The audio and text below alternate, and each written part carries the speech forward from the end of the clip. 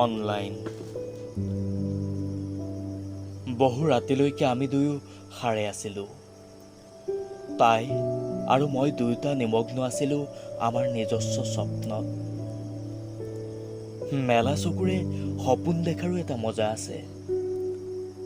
হঠাৎ একে সময়তে দুটাই হাতত তুলি ললোঁ গাৰুৰ তলত থকা মোবাইল দুটা।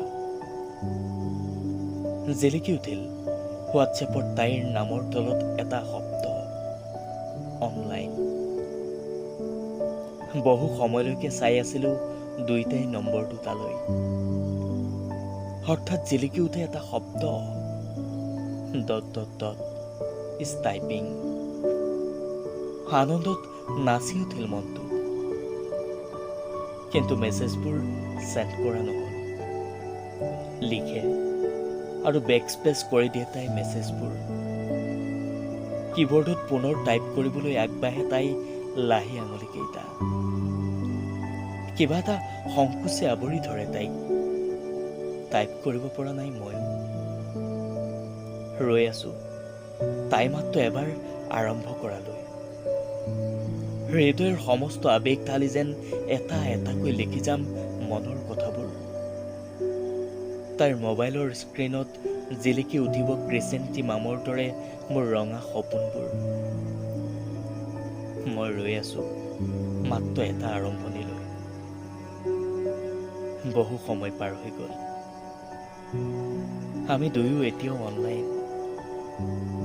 মেছেজ এতিয়াও দিয়া নাই কোনো এটাইও।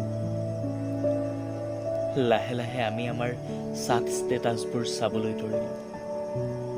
অনলাইন, অনলাইন আৰু অনলাইন। কিন্তু কোনো এটাও মেছেজ নিদিলোঁ। আমাৰ মাজত চলিছে এখন হৃদয়ৰ যুদ্ধ। মনৰ ভাৱবোৰ প্ৰকাশ কৰাৰ দায়িত্ব আমি ঠেলিছোঁ ইজনে আনজনলৈ। এনেকৈ বহুতো ৰঙীন নিশা পাৰ হৈ গ'ল। আমি কোনো এটাইও নকৰিলোঁ টাইপিং। শেষত সিয়েই হ'ল যি নোহোৱাৰ কামনা বাৰে বাৰে কৰিছিলোঁ। প্ৰেম হাৰিল, জেদ জিকিল। এটা সুন্দৰ সম্পৰ্ক হেৰাই গ'ল হোৱাটছএপৰ ডিলিটেড মেছেজবোৰৰ দৰেই। তাই অনামিকা আঙুলিত জিলিকি উঠিল আন এজনৰ নামৰ আঙুঠি। অনলাইনৰ ঠাইত জিলিকি উঠিল এটা শব্দ, ব্লকড। ভৱিষ্যতবোৰ কিমান বেলেগ হ'লহেঁতেন যদি আমাৰ কোনো এটাৰ নামৰ তলত অনলাইনৰ ঠাইত থাকিলহেঁতেন অন্য এটা শব্দ, টাইপিং।